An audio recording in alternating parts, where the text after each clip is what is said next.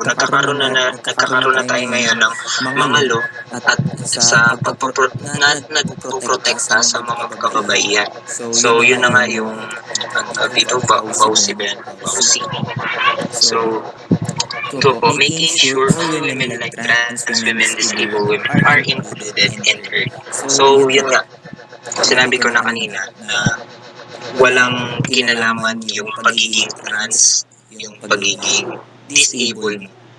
So, lahat tayo and lahat ng kababaihan ay deserve na marinig, makita, and ma-appreciate kung ano man yung kaya nilang gawin. So, next, meron pa ba?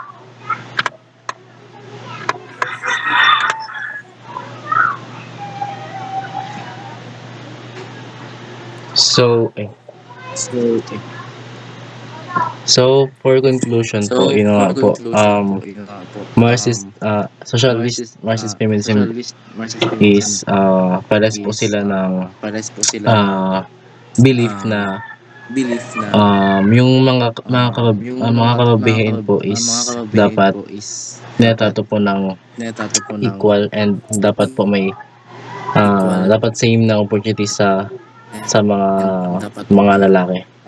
And yun na nga po, same dapat yun nga sa stand nila, even though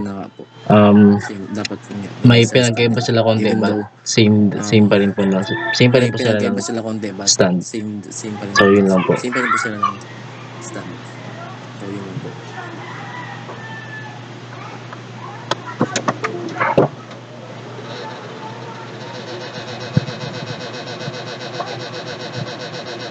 Okay na po, Keith.